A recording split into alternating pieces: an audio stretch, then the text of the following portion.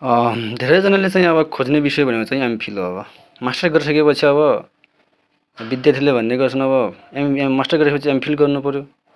एमफिलको लागि हामीलाई के गर्नु पर्यो त? अब त्यसको लागि के प्रक्रिया पुरा गर्नु पर्यो त भने त्यसको लागि मैले एउटा भिडियो लिएर आएको छु। अब एमफिलको लागि पहिला हामीले पुरा गर्नुपर्ने प्रक्रियाहरू यस प्रकार छन्। एमफिल भनेको चाहिँ पिएचडी गर्नुभन्दा पहिलाको चाहिँ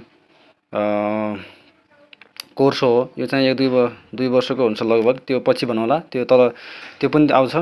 पहिला चाहिँ एलिजिबिलिटी क्राइटेरिया, हामीले त्यो क्राइटेरिया एमफिल गर्नुको लागि के क्राइटेरिया पुरा गर्नु पर्यो त? अब लिमिटेसन के छ, के गर्नु पर्यो भने पहिला मास्टर डिग्री गरे हुनु पर्यो कुनै विषयमा त।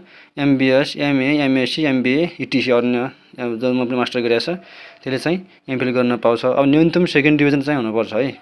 त्योभन्दा माथि जति भए नै पुग्छ। न्यूनतम चाहिँ सेकेन्ड डिभिजन हुनुपर्छ, लगभग 3 GPA भन्नु पर्यो। अनि युनिभर्सिटी क्राइटेरिया, अब युनिभर्सिटी भन्दाखेरि हामीले अब कुन युनिभर्सिटीमा चाहिँ पढ्ने त? अब कुन युनिभर्सिटी चाहिँ चुज गर्दा हामीलाई राम्रो हुन्छ त, सजिलो हुन्छ, सस्तो पनि पर्छ, इकोनोमी एकदम क्वालिटी राम्रो हुन्छ भन्दाखेरि अब टियु तपाईँलाई थाहै छ, तपाईँ टियु भने के हो।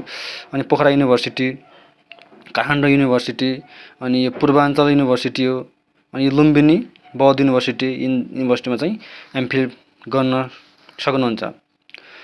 एडमिसन प्रोसेसमा एडमिसन गर्नलाई के गर्नु पर्यो त भने एप्लिकेसन फर्म भर्नु पर्यो। त्यो सिधै डाइरेक्ट चाहिँ हाम्रो युनिभर्सिटीमा जानेछ।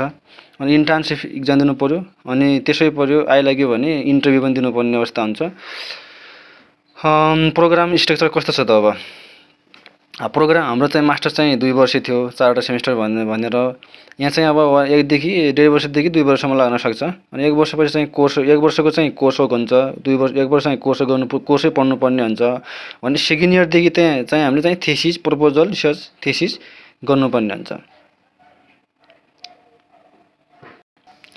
अब थेसिस वर्क चाहिँ कसरी गर्ने त? थेसिस वर्क भन्दाखेरि अब पहिलो वर्षपछि चाहिँ के गर्नुपर्छ भने सिधै रिसर्च प्रपोजल तयार गर्नुपर्छ।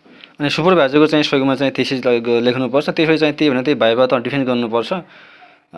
रिक्वायर्ड डकुमेन्ट के चाहिन्छ त? अब हामी एमफिल गर्नको लागि के डकुमेन्टहरू चाहियो त हामीहरूलाई भन्दाखेरि अब मास्टरको चाहिँ ट्रान्सक्रिप्ट सर्टिफिकेट चाहियो, क्यारेक्टर सर्टिफिकेट चाहियो, माइग्रेसन सर्टिफिकेट चाहियो। यो चाहिँ सायद यो मास्टर गरेपछि मतलब मास्टरको चाहिँ डकुमेन्ट रिसिभ गर्दाखेरि चाहिँ त्यही सायद त्यही फर्म भरेर निकाल्नु पर्ला, त्यही लागि मलाई।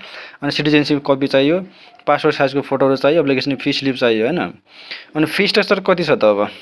अब मास्टर गर्दाखेरि त अब लगभग 1-1.5 लाखसम्मै लाग्छ होला भने अब यहाँ टियु सेन्टरमा पढ्ने हो भने चाहिँ 1 देखि 2 लाखसम्म, 2.5 लाखसम्म लाग्न सक्छ। 1.5 लाखदेखि 2.5 लाखसम्म भने प्राइभेट कलेजतिर लगभग 3 देखि 5 लाखसम्म लाग्दो रहेछ। अनि काठमाडौँ युनिभर्सिटीमा चाहिँ 4 देखि 6 लाखसम्म लाग्दो रहेछ।